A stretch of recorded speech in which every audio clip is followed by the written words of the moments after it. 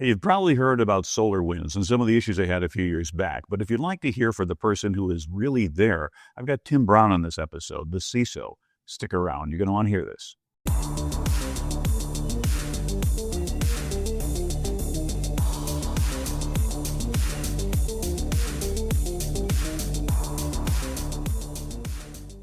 Hello and welcome to another episode of CISO Tradecraft, the podcast that provides you with the information, knowledge, and wisdom to be a more effective cybersecurity leader.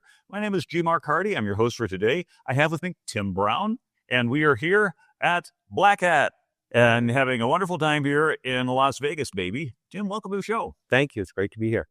Well, for those who are not familiar with CISO Tradecraft, welcome to the show. Please follow us or go ahead and give us a plus up at the end. Make sure you like us, and then other people will be able to find us. We also have a Substack newsletter. Follow us on LinkedIn. We have a lot of great material there. But back here to Tim and SolarWinds. So there's been a lot of information, disinformation, stories, and things like in that. But to a large extent, you were really kind of at the nexus of all these things. And if you pardon the expression, the poster child for CISOs when life goes bad. Yeah, I think so. So, as you said, December 2020, a long time ago. And that's when we got a call from Mandia, got a call from Kevin Mandia on a Saturday morning. And they always happen on Saturday mornings before See how they work. Yeah. And essentially, a few things that were different about this. One was, SVR had broken into our back end and changed our code, which is really unheard of from an attack model. The other is what that does for your investigation, right? So we were shared decompiled code, clearly not ours. So stage one of Saturday is, well, was it real? Mm-hmm. Well, it was pretty quick to figure out it was real, right? Here it is. Oh, where else can we find it? What other versions were tainted? What else happened? So all of those things start going on.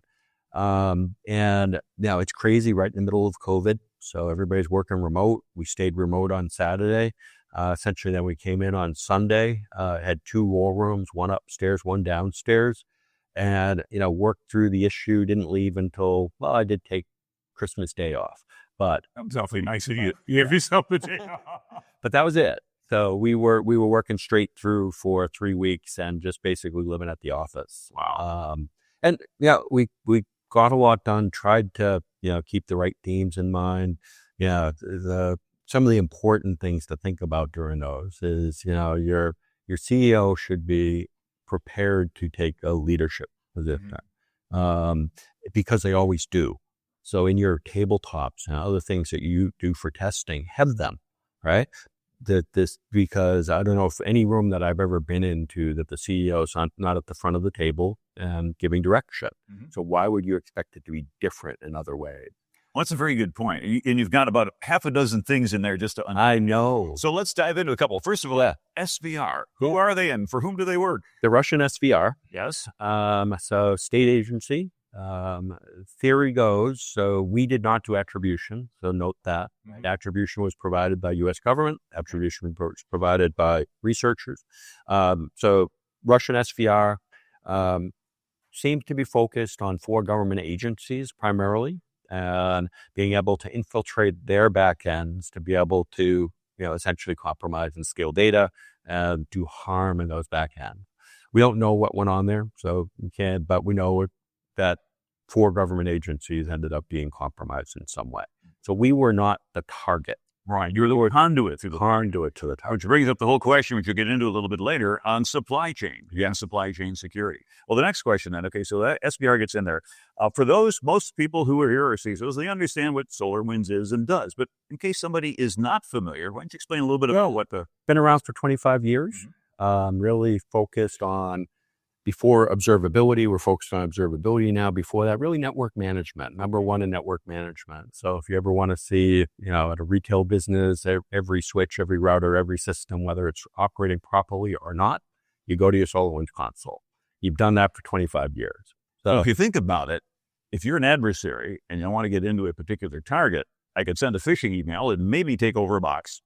Or I might be able to get a lateral movement, or if I get a God's eye view of the enterprise. And the interesting part of this attack is they didn't go after us. Mm-hmm. They simply used us to move laterally.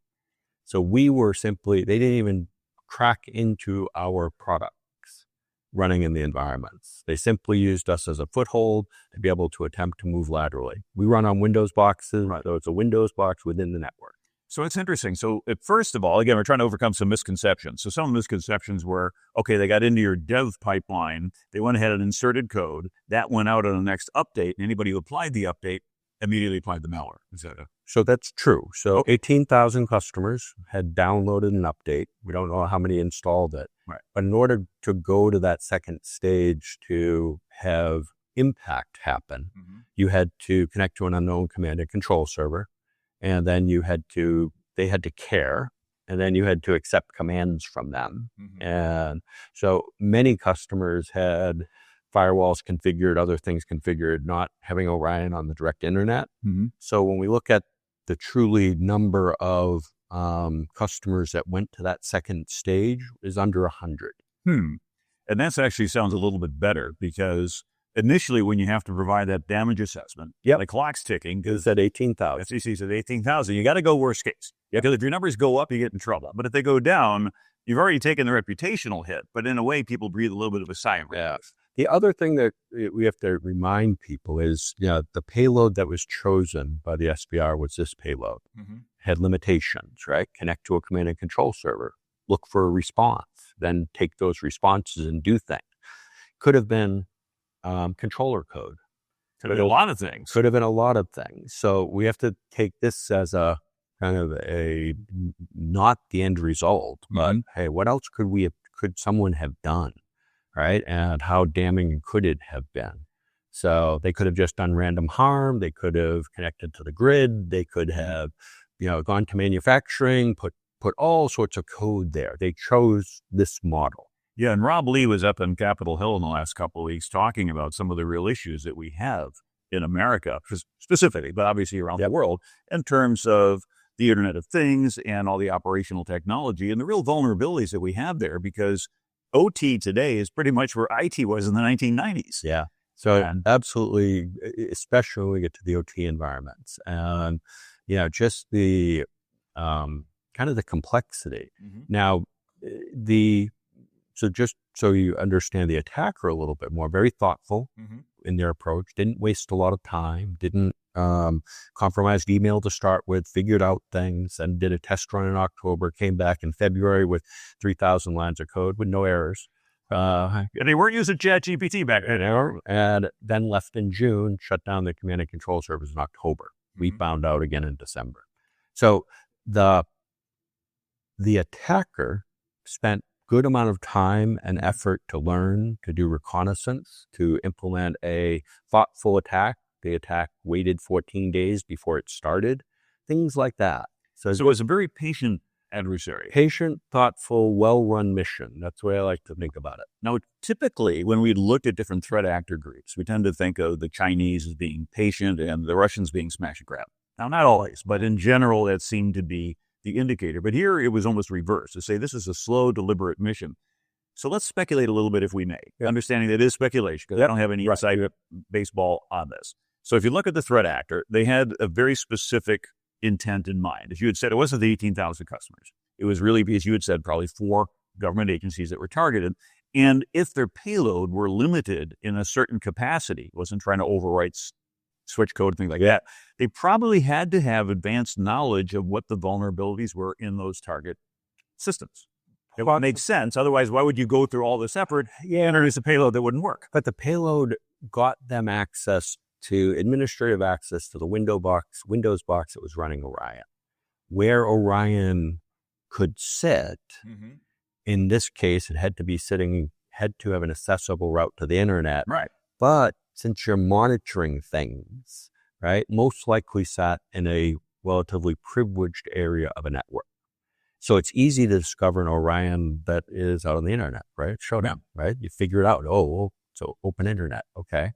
So now I have a model that may work. And then when you get there, will it work? Can you move laterally from that? Right. So I don't know if they knew enough about the environments they were going after to whether they could move laterally, but they knew they could attempt to move laterally. And then a lot of the follow-up information that came out from Microsoft, from Mandiant, from CrowdStrike was about the secondary payloads that occurred in the models that they used to attempt to move laterally. Interesting. So if we back up a little bit, then we say, okay, we've got SolarWinds. They have a product called Orion. It has a number of customers, been around for over 2 decades. It's well trusted. It does its thing. It's got excellent reputation. SVR actor group, identified by U.S. government agency, not you, said, hey, we're going to find us ways to insert into your dev pipeline some modification that, because your code comes out and it's trusted, is then automatically trusted. So let's unpack that a little bit to say, any insight as to how they were able to get in there? Because you would think that a DevSecOps environment would. So, any environment has gaps. Yes. There too. So email is one of the crucial ones. Is if you get into the lobby, you're stuck. Okay. Build system is in, floor 27 in the broom closet. So how do you figure out where it is? So one of the things that they did, so they didn't attack source code control, didn't touch it. What they attacked is what we termed our build supply chain, essentially to build the Orion platform big, millions of lines of code. So you start up virtual machines, and anywhere between 10 and 30 are running to do compiles. They put them all together at the end. What they did is they put a small service sitting in that build virtual machine that spins up and down. So it's not one that, it's a transient virtual machine. Got a Lambda, but it's a transient virtual machine. It looked for this one file to be being built. When that one file was being compiled, it swapped its code in, compiled it, we shipped it, signed it. And off it goes, because you have no insight of the fact that it changed. So it's going to get a signature, and the signature is going to be based on the compiled code, not upon the source code, because once you compile something, it's totally completely different. Absolutely. So, things that you could do to safeguard against some of those types of attacks, right? So we went brute force models. So today when you build Orion, now called HCO, when you build that, we do triple builds. So no one person has access to all 3 builds. Couple of tenets we use to start. So one is everything's externalized. Second thing's everything's in code. Second thing's everything's ephemeral. We rebuild the build systems every time you hit the build button. And we do triple builds. So the developers have 400 or so have access to that build pipeline, then staging 36, and then production 2. And then we compare those at the end. And if they don't binarily compare, we don't ship. That's very good precautions. We look at that and we say that's almost a belt and suspenders, but it makes sense. And it's not that expensive, you would think, once you figured it out. Once you figure it out, well, it took 400 engineers 6 months to be able to do all of our systems that way and add that resilience, add tamper resistance, so that in the environment, one person should not be able to affect the system. So if you're one insider, we didn't find an insider in this case, but it probably would have been easier. Right. So no insider in this case.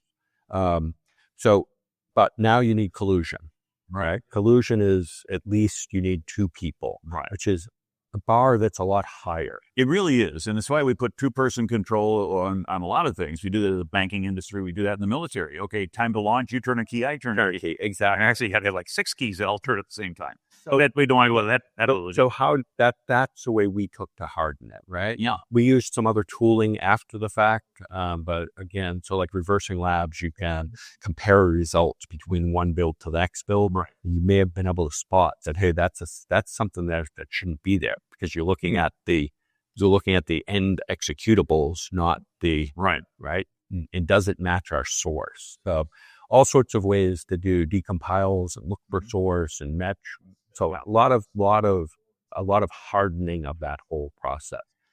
So let's look at it a little bit from your perspective as a CISO. Yeah. So, and typically as a CISO, we're not in the build pipeline. We don't run the IT shop. The developers don't report to us. At best, we're trying to go ahead and get them to do secure things. So your first notification, you get a hold, Kevin calls you up on the phone firstly. I know Kevin. In fact, it was interesting. I was talking to Kevin when we ran into her speaking at the same event. And I said, I still have your old email address from arrows.com from the 1990s. And we'd like, probably we're gone from that one. But anyway, you've got a couple of things. First of all, obviously you need to go ahead and mobilize your response team. Also, then there's bring up the question of compliance, because that's becoming more and more of an issue for CISOs today. So what are the reporting requirements today, and how do they differ from 5 years ago?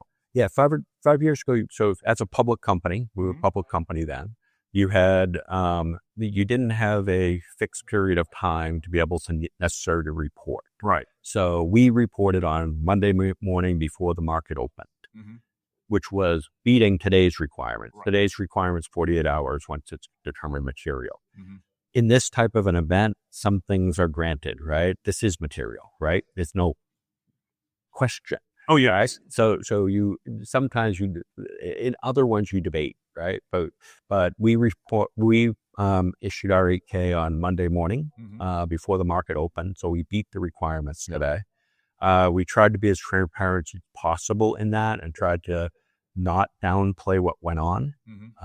There were questions from the SEC on whether we did that or not, whether we were transparent enough. But that was the attempt, right? And we were one of the sort of early test cases for this reporting structure. Now, you mentioned the word material, so it's important to define material. Who gets to define what is material in an organization? Definitely not the CISO. Definitely not the CISO, exactly. And if it has not been defined for you, you need to push that up the chain of command. Yeah. So there's a number of things that are that I tell CISOs to help them not get into trouble. Right. One is clear job description of what they do and what they don't do. So who determines materiality, right? You may provide input, but are you the one doing that? No, absolutely not. Are you writing a disclosure? Are you the one that is responsible for the disclosure? You may provide input, but there's 10 lawyers and a GC and all sorts of people deciding what is in the disclosure. So you may help, right? But the interpretation can often be that the CISO has, ultimate power and responsibility in these things. And very important to document what you do and what you don't do, right? If you're on the disclosure committee, say you're on the disclosure committee. If you're not on the disclosure committee, say that you're not on the disclosure committee, and make it very clear of, how decisions are made. And that's really important. I know one CISO who said that they worked with their management team and they determined $5 million for that organization is material. So if they say the impact is $1 million, to you and me, $1 million is a lot of money. But for their organization, that might be an hour's worth of run rate out of the whole year. They're like, yeah, we can suck that up. But if it goes above that threshold, and that is determined either by legal or CFO or usually possibly even the board, if somebody needs to go ahead and give you a line in the sand. Right. And it's not necessarily just money. It can be impact, right? Reputation, inventory, legal, all the other different kinds of risks that we can look at. Yeah. So it's not a simple $5 billion, right? It's not a number all the time. So that's why you need the right people to do it, right? And those right people are usually your legal teams and your finance teams and others that can determine, all right, here's the scope of the problem. Here's how we made a decision for materiality or not materiality. Under the new rules of decisions around materiality or not materiality, we actually go through and document that process and then have our general counsel signs a letter saying that we've done these things and determined it not to be material. And so we have you've got a paperwork record. A paperwork record that says also the lawyer signs it too. Yeah, absolutely. Here was our response to this. We took it seriously. We did investigation. Here's the steps we took, and our determination was that it was not material. So if we look at the chronology, then an event happens, you get notified. Yeah, go ahead. You go to general quarters. Use the old media acronym or term. File your 8K. So you got the compliance stuff. You work with the whole team. You spend a few weeks figuring it out, sorting it out, coming up with a whole new way to do it stuff. And you think that once you got it fixed, it's patched, you notify your customers. Yeah. So no, we notify the customers instantly. Right. So Sunday, is that the end of your story? This goes crazy, and we go through, our support queues go up to 12,000. We update our websites. We communicate to everyone. We finally finish our internal investigation or external investigation with CrowdStrike at about 5 months in. So May, that was sort of the end of that model. Then we kind of push forward. We keep rebuilding trust with the community, rebuilding trust with the customer.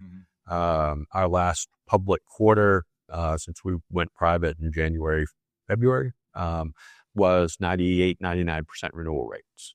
So it's great stuff, no question. We were able to regain trust with a lot of people by working hard. And I think that's important because some organizations, I've talked to some people say, well, I don't want to work with that company because they've been compromised, or I only want to work with that company that's not been compromised. But we know there's only two types of companies, those that know they've been compromised and those that don't yet know they've been compromised. And usually those who've gone ahead and taken a hit have done a whole lot to fix things. And as a result, are usually a safer bet, because it has gone to management attention. They've gone ahead and written the big checks, not there. So, but for you personally as a CISO, there was a follow-on. This is where the story kind of gets. Then another event. So December 2020, one event. Next event is we go through all of our investigation for the SEC and a few others. So you do depositions, you collect huge amounts of data. Mm-hmm. Every email that you're ever sent or read, they have access to. So mostly email communication. Mm-hmm. And you go through questions, you do all sorts of things. So in summer of 22, the SEC, what they do is determine a pre-wells. So pre-wells means that we're considering charging you. All right. Okay, so that's 22. And then at that point, it triggers you to have your own attorney. Yes. So that model says, okay, now you need your own attorney to represent you. Company is still representing itself. That's sort of the trigger point. Mm-hmm. So then with your own attorney, you're going back and forth. And there's probably 5 or 6 or 7 people on pre-well, something like that. So you're going back and forth with the SEC, answering questions, providing depositions, providing more data. And you do that for about a year. Mm-hmm. Now that year, from a legal cost perspective, from my attorney only, that company is paying everything. Okay. Was over $1 million. So that's what has gotten a lot of CISO. Yeah, the company stood behind you. Now, are you in a D&O policy? So D&O doesn't cover everything.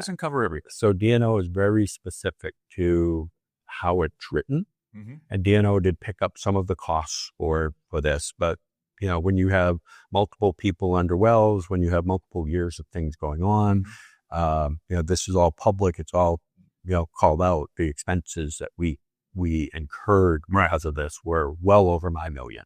We're, closer to, I think, 30s, 40s, something. Right. So much higher.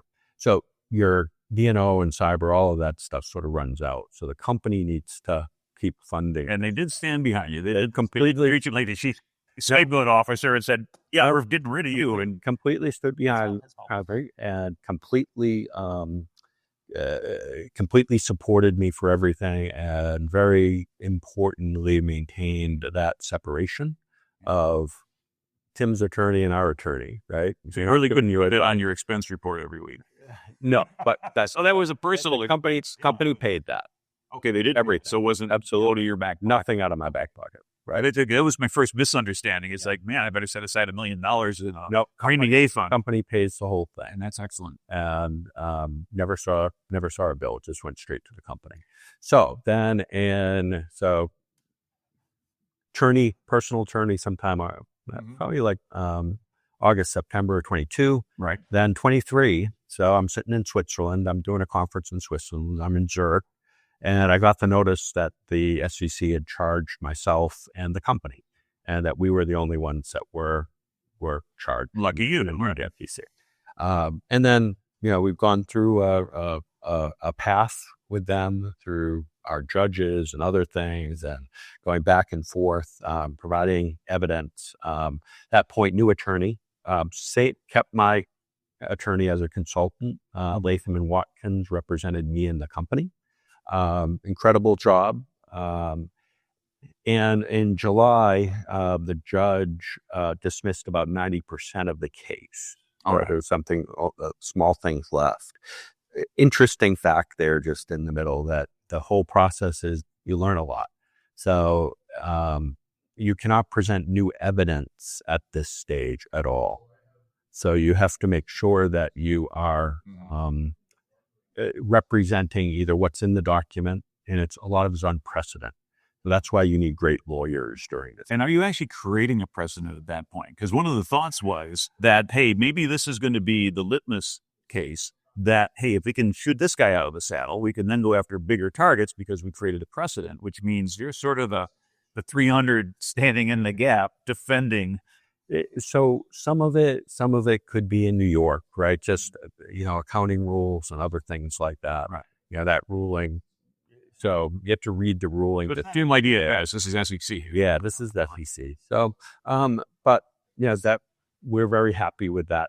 Mm-hmm. So then we essentially had to keep going to be able to see, how we can move forward. Mm-hmm. So that was from July of last year. Right. So now we're in August, and we've reached a tentative settlement. Mm-hmm. So details will get announced when the commission votes. Right. Sometime in the next, hopefully in the next, in the middle of September is what the judge said to come back to us. Now, we don't get into politics on the show, but there has been a change of administration over this elapsed time. Do you think that that change might have any influence on it, or we just don't know? We're just going to sit back and watch it. New commissioner. Yeah. So, and they sees on things. And they decide and have a different view and different perspective. So, because I'm thinking, gee whiz, that say that you as a CISO are supposed to single-handedly hold off the entire Russian SVR, which I'm thinking, like, isn't that kind of a national government function at that point? So it gets very specific in the charges, right? So it's very specific to, essentially accused of misrepresenting security within the company or misrepresenting it through a public document. So that gets into the subject then of what becomes public, and then what do we have to be careful about saying? Do you always equivocate? Do you go ahead hedge your comments in the future to say instead of we are secure, is that there's a high probability that we're secure? Right. You have to be a little bit more careful, yeah. Right? And a little careful on different things, right? That's just general lesson, right? Understand what you're saying, understand how you're saying it, understand the implications, understand the responsibilities, like what we talked about before, and make sure those are documented. So, the approval process for public documents, right? That, we had legal reviews and, but did we document that somewhere that was discoverable in a process? So you mentioned discovery, and one of the bits of advice that I've heard is that if you go ahead and you think you have an incident or do have an incident, and you call in a company like Mandiant or whatever, then that all becomes discoverable. But if your law firm calls them in, then there's an argument there that is not discoverable because it's client's attorney privilege. And so there have been cases in the past where they have successfully argued that, no, this was... So what's the proper way to do it? Obviously, you want to figure out the answer. So it's good to have everything done. I'm not a lawyer, but it's good to have everything done on their paper. Yes. Right. Yeah. And that's what we did with DLA Piper was our attorney, external counsel, their cyber team, wonderful. But having them bring in help gave some level of confidentiality, right? Whether it can be broken or not. But at least it's a step in the right direction where you're creating obstacles for the opposition. It's also efficiency. Okay. So you have to remember how many parties you have in this room, right? So you've got an external counsel, you have crisis comms, you have your threat hunt partner, you have the Microsofts and the Mandiants, the reporters of things. So you have lots of different parties in the room. And if you can have the legal team managing some of those parties better, where you're managing other things, just becomes much more efficient. Interesting. So efficiency matters. And at this point in time, you don't want to add more to the company employees' plates. Well, yeah, we've also said complexity is the enemy of security, but it's also an enemy here as well. So we've talked about the incident, we've talked about the response, we've talked about the SEC and the governance and things like that, and then the impact and the fallout. So let's go to the concept then of supply chain security, as we look at now as CISOs ourselves to say, well, we depend on a lot of other vendors to provide us with things. And what's appropriate for us in terms of asking, or can we do due diligence on our suppliers, or do we have to press the I believe button? Or is there something in between that offers a level of assurance, some sort of good housekeeping seal of approval? Yeah, right now, no good housekeeping seal of approval. There's been talks of that. Some things like U.S. government was doing secure software development framework, the enduring security framework, the SBOMs. So we've pushed, one of the way that we push forward is say that we want to be exemplary. One of the places being exemplary is in supply chain. So we have SBOMs for our products. We provide them to customers when they want them. We have VEXs that go with them. That's the any vulnerability that's found there. There's an explanation about what vulnerability is. So we've taken that step. We've taken steps towards, haven't produced it yet. Well, SSDF, we were the first company to have signed, so showing commitment to that. And yeah, that we internally audited before our CEO signed. But then looking at how we can have programmatic proof of these things that are supposed to occur.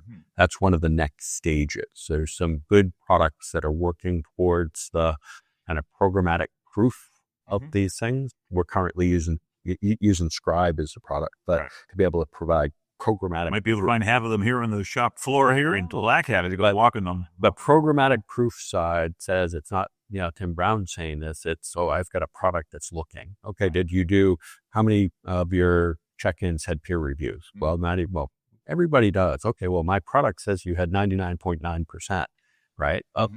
So product-wise can help you a lot. So I think we start moving forward on that, and then you'll see customers requesting that, and customers looking to say, how can I have assurance? The other part is in the supply chain, understanding what is critical isn't always how much you paid for it, right? Where it sits in the network, what it has access to should be absolutely taken into account when you think about criticality. Right. So that was one of the lessons of the big supply chain, not the vendors, but on the other side, where do you sit in my supply chain? Right. So what we have then is that if we're as a CISO and we want to ask, what should we be asking for from our suppliers? Is there a standard form? Please fill this out. Or, if you send me a copy of an SBOM, it's kind of nice, but it doesn't tell me about the code that Bobby the intern wrote over the summer that could be horrible. Yeah. But, it's not a third party involved. So there's a SIG, that's the standard information gathering document. That one's been around forever and years. There's attestation. So SBOM's one thing. Right. VEX is good, but you need to have people that are going to look at it. But now you have a catalog of what you have from third parties. Then you want to have some assurance around how you do development processes, right? What do you have for procedures? What are you doing? So SSDF, ESF attestations are a good way to start with that and have descriptions of that. So you can, with those, you start building up a good set of, all right, this company is reaching these, the goals that I have from a partner.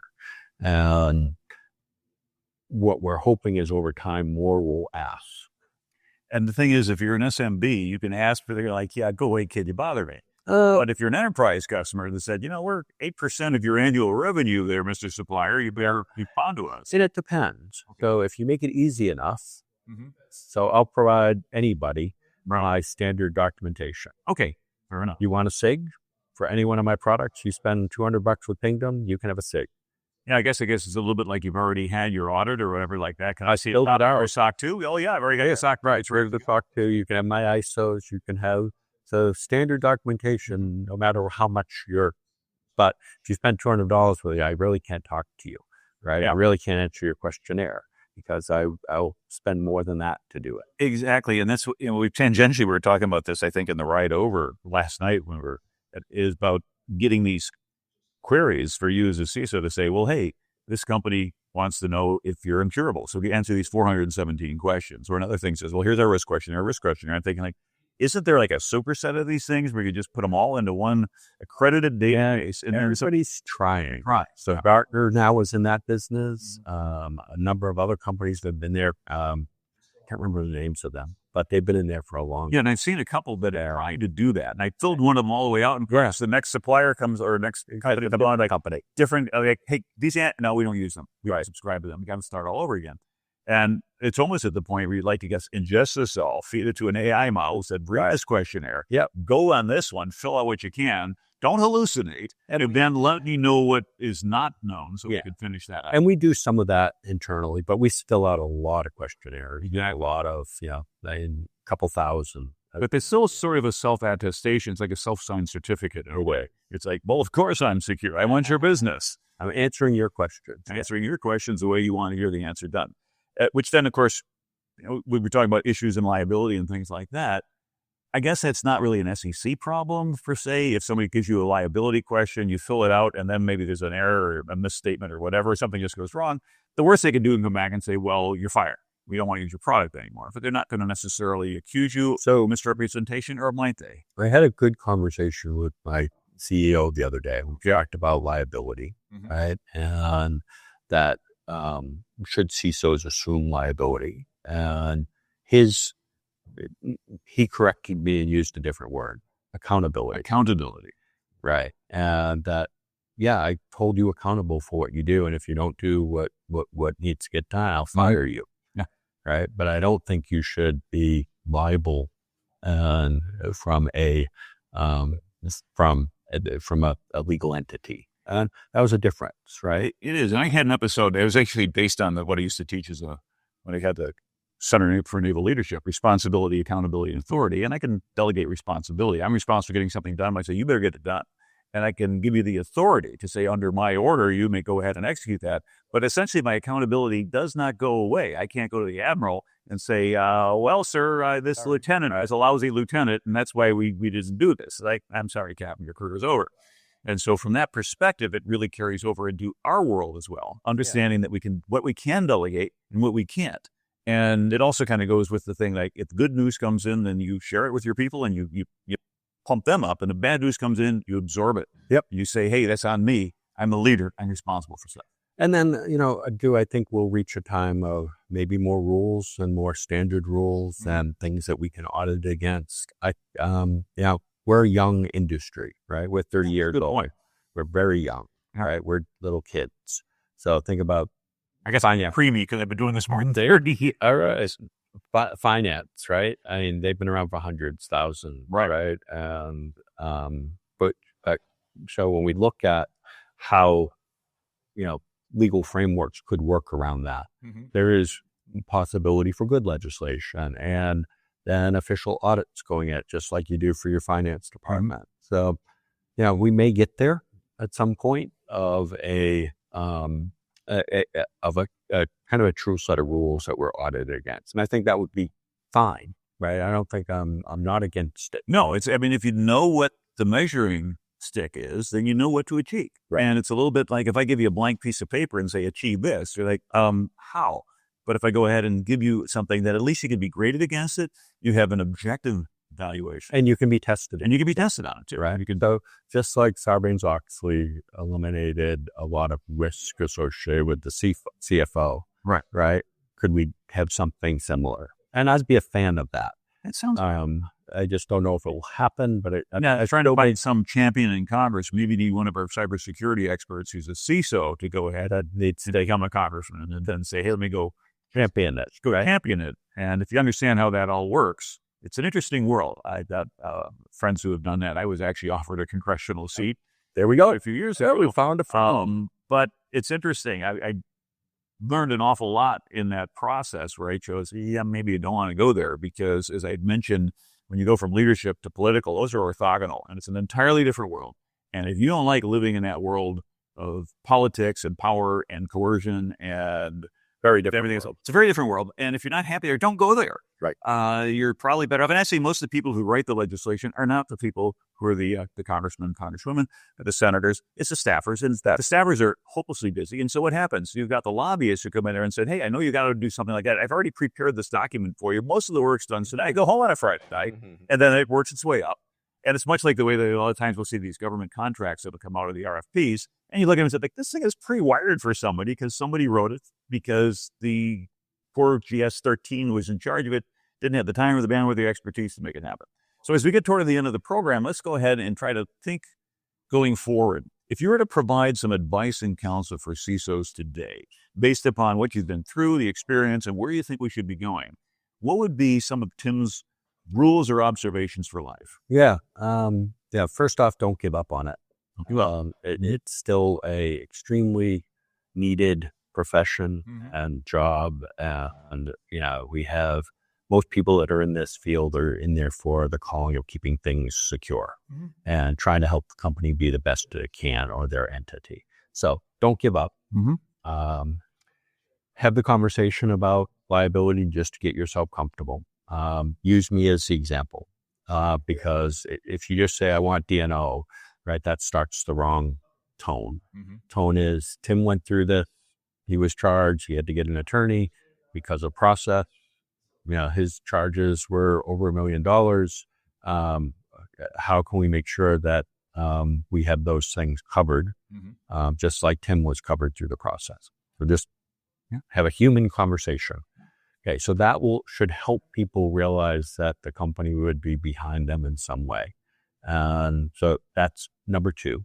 Kind of number three is, make sure that you are educating people on language and words and how to describe things in the right way. And because everything is discoverable whenever you get to a course, right?